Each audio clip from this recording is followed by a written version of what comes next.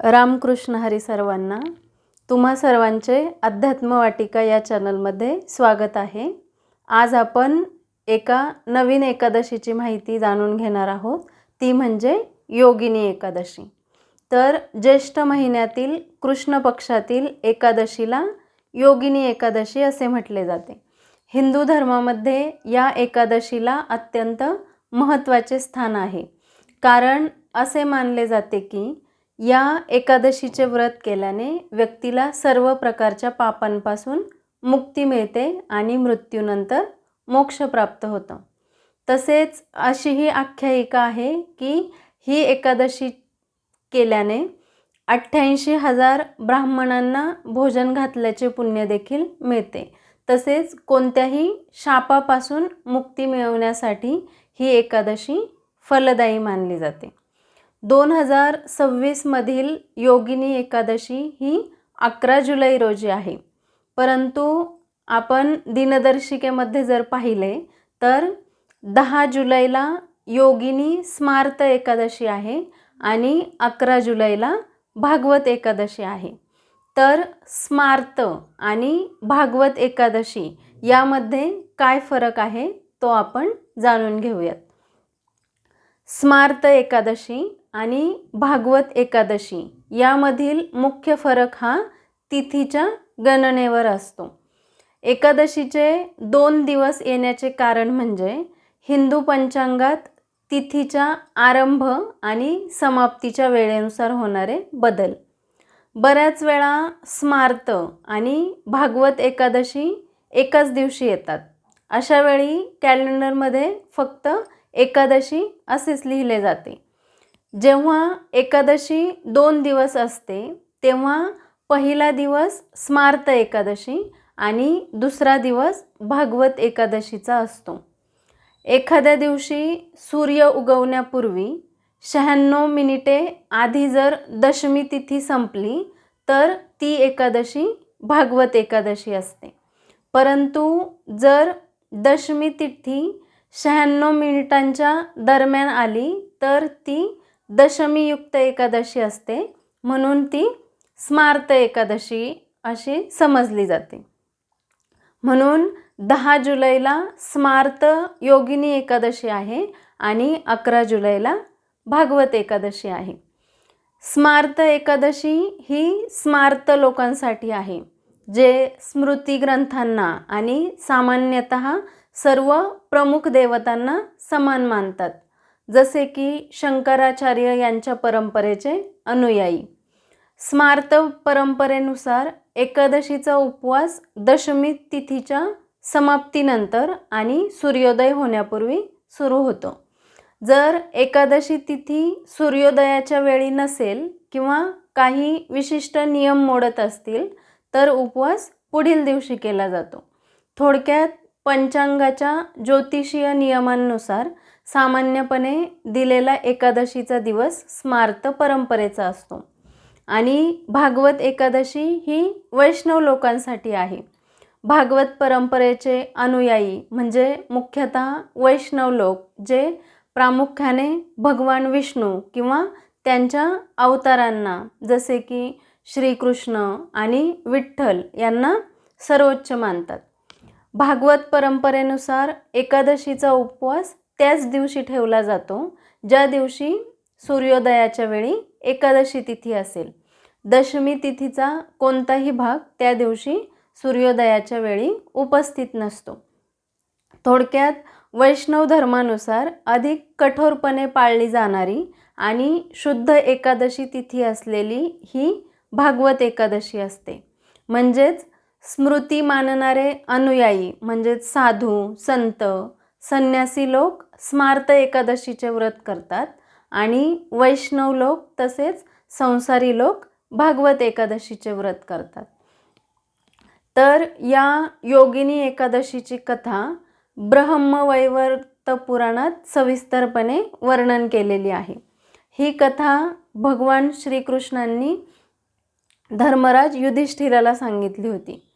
ती आपण आता ऐकूयात. स्वर्गातील अलकापुरी नगरीत कुबेर नावाचा राजा राज्य करत होता. कुबेर हा देवांचा खजिनदार आणि भगवान शंकरांचा परमभक्त होता. तो दररोज नित्यनियमाने शिवपूजा करत असे. कुबेराच्या सेवेमध्ये हेममाळी नावाचा एक यक्ष होता.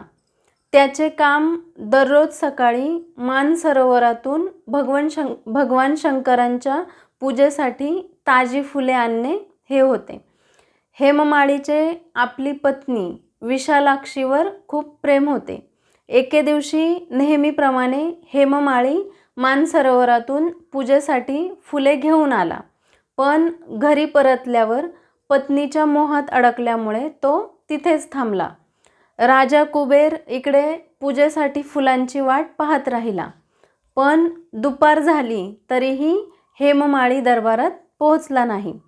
जेव्हा कुबेराला समजले की हेममाळी आपल्या पत्नीसोबत वेळ घालवण्यात मग्न असल्यामुळे पूजेसाठी तो फुले घेऊन आला नाही, तेव्हा राजा कुबेर प्रचंड संतापला. त्याने हेममाळीला त्वरेने दरबारात बोलावून घेतले आणि म्हटले, तू माझ्या आराध्य देवतेच्या पूजेत व्यत्यय आणला आहेस. तू कामापेक्षा भोगाला जास्त महत्त्व दिलेस, म्हणून मी तुला शाप देतो की तू या क्षणी स्वर्गातून खाली पृथ्वीवर पडशील आणि तुला कुष्ठरोग होईल. असा शाप मिळाल्याबरोबर हेममाळी स्वर्गातून पृथ्वीवर पडला व त्याच्या पत्नीपासून ताटातूट झाली. त्याचे शरीर कुष्ठरोगाने जर्जर झाले. त्याला अन्न पाण्याशिवाय जंगलातच भटकावे लागले. त्या कुष्ठरोगामुळे त्याला रात्री झोपही लागत नसे, पण तो महादेवांचा सेवक असल्यामुळे त्याला त्याच्या चुकीची जाणीव झाली आणि तो सतत देवाचा धावा करत राहिला.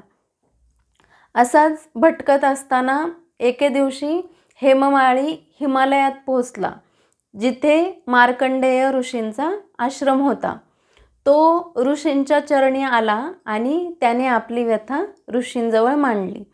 अंतर्ज्ञानाने ऋषींना सर्व काही समजले. त्यांनी त्यावेळी हेममाळीला योगिनी एकादशीचे व्रत करण्यास सांगितले. हेममाळीने ऋषींनी ज्याप्रमाणे सांगितले त्याप्रमाणे योगिनी एकादशीचे व्रत केले. या व्रतामुळे त्याचा कुष्ठरोग पूर्णपणे बरा झाला. तो पुन्हा तरुण आणि सुंदर झाला व त्याला त्याचे जुने रूप पुन्हा प्राप्त झाले. शेवटी तो पुन्हा आपल्या पत्नीला भेटला आणि स्वर्गात आनंदाने परतला. थोडक्यात ही कथा आपल्याला 2 गोष्टी शिकवते. ते म्हणजे की आपल्या कर्तव्यात कधीही कसूर करू नये. तसेच जर आपल्याकडून कळत नकळत कुठल्याही प्रकारचे पाप घडले तर खऱ्या पश्चातापाने आणि एकादशीच्या व्रताने त्यातून आपल्याला मुक्ती मिळू शकते. अशा प्रकारे ही कथा आपल्याला योगिनी एकादशीची ही कथा आपल्याला शिकवते की आपल्या कर्तव्यात आपण कुठल्याही प्रकारची कसूर करता कामा नये. आता आपण या व्रताची पूजाविधी पाहूयात. योगिनी एकादशीच्या दिवशी भगवान विष्णूंची श्रीकृष्ण रूपात पूजा केली जाते.